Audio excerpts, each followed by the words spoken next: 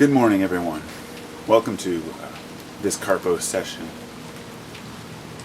September 6, 2015. Another fall has finally arrived in this Willamette Valley. In fact, it's supposed to actually get back up to around 90 next week, so maybe we'll have a little reprieve and a return of summer. But we could use the rain. And each year when the fall comes, I start to think of all the new things that I've learned and all the it's almost as if fall is my favorite season, and which was really interesting because yesterday somebody had mentioned how the name Carbo sounds a certain way to them, and I would let them know that Carbo is actually Latin. It means to seize or grab hold of. But anyway, I found out that recently in 2005 they named a moon of Jupiter Carbo. But Carbo was one of the three goddesses of the seasons under the Hore, which was considered the hour. So Carbo represents the fall. It was like the goddess of the fall or whatnot. Anyway, I just found that really interesting because I didn't know that, and the irony, the strangest part about it, I guess, is that Jupiter is also considered my astrological planet, and Carbo is a moon of Jupiter, which was named after the goddess of the fall. So it's kind of an interesting thought. And these little connections and fun things, these little trivialities, they make life interesting and fun. And overlooking them or ignoring them, to me, is, I don't know. Some people want to be so rational that they're willing to chalk up every coincidence to chance, and perhaps many of them are, but we start asking ourselves, what is chance? How do we define chance? And it becomes a very personal journey. And only those who, I guess, wherever you move your brain is the direction it's going to go. I watched a show earlier on neurology. They were talking about, because we know that they call it, say, neurons that fire together wire together, meaning the more you think about a particular thing, the more apt you become and adept to learning these things. And this is why mathematicians can train their brain to do amazing calculations, such as like one guy who can tell you the day of the week of any date, even 1,000 years in the future or in the past, because of the way his brain works. He set it up on a calendar system, and we can all do this. But what they found is not only does it wire together, but the actual folds in our brain change and are different in people who have special abilities or special talents. For example, a person who's really good at one type of they say they found a strange curve in the folds that only appears in people who play piano on one side of the brain, but people who play violin, it was on the opposite side of the brain.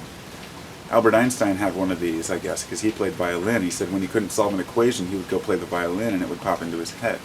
He understood the connection between the relaxing of the brain, music, ideas, symbols, something deeper that comes to us when we stop thinking too hard.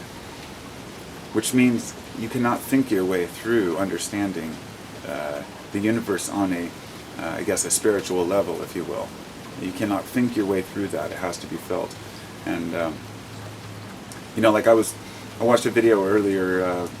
I didn't watch it. I came across it. It was talking about this 5D shift consciousness and awakening and stuff. And I've totally avoided these things for so long over the last couple of years because I got so tired of hearing people say that people are awakening and this and these are all signs of spirituality. And one of the comments in there said that if you eat raw and vegan foods and you don't eat meat, then you're going to, I guess, come into a spiritual awareness faster.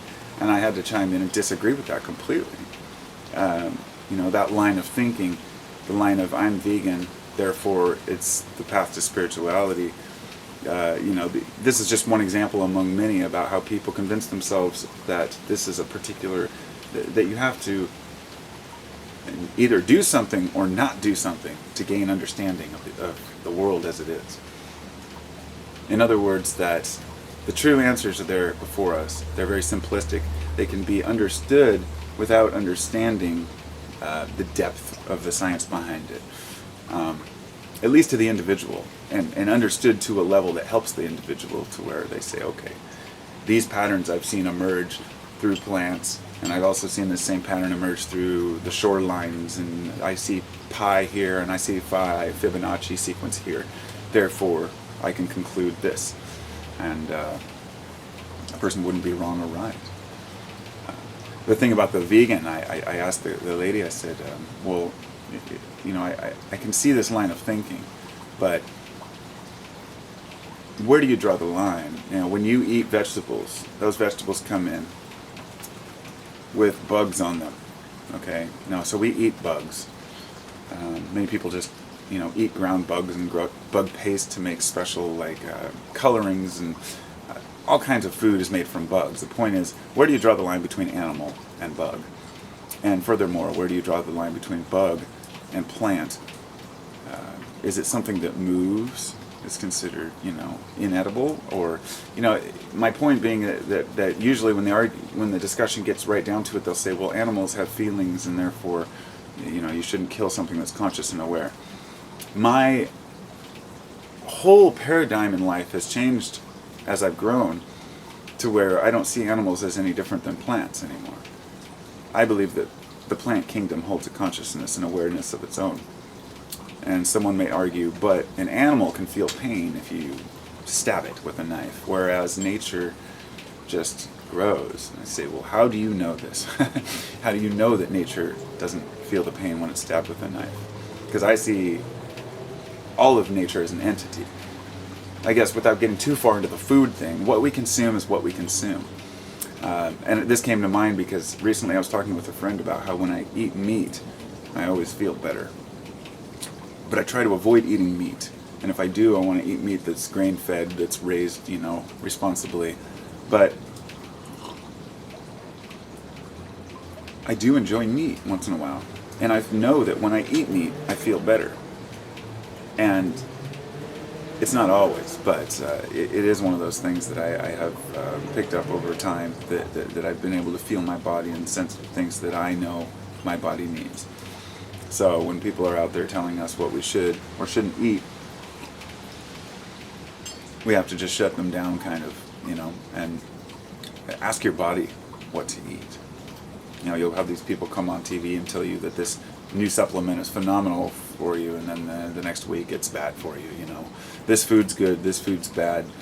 We never take into account the different types of people, the different brains, the lifestyles, choices, what other drugs we combine them with, or foods. Or so I guess really what I'm saying is that we have to listen to society as a whole and look at the big picture to understand kind of where we're at as individuals. But when it comes to personal health and spirituality and understanding, nobody can teach you anything.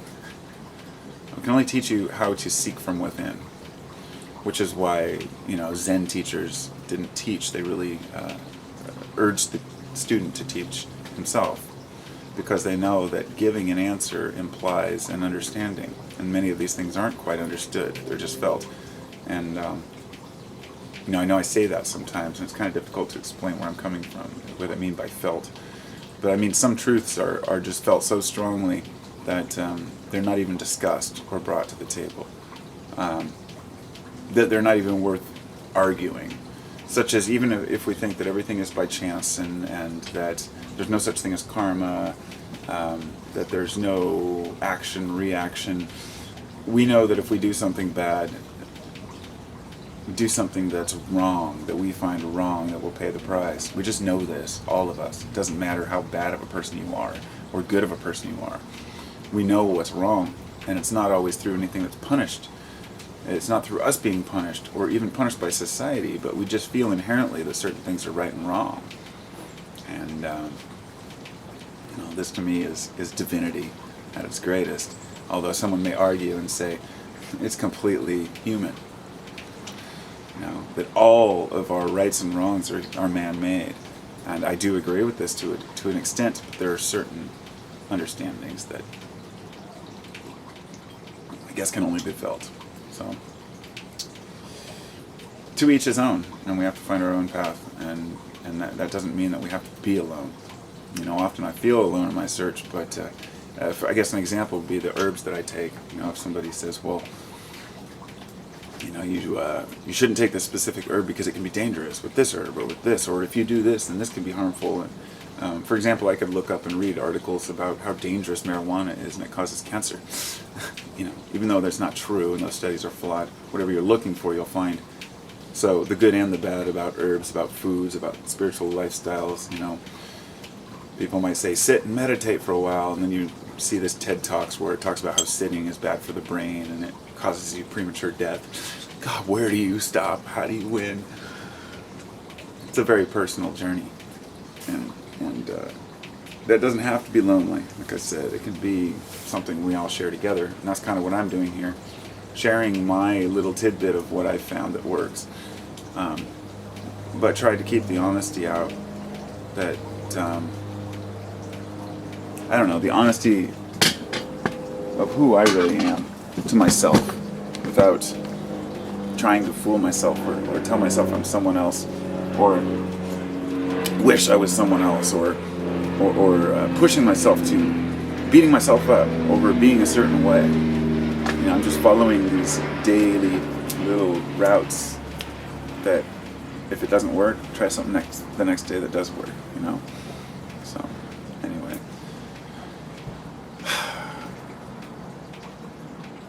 getting distracted now because there's people in the house, so I'm gonna go. Peace and love.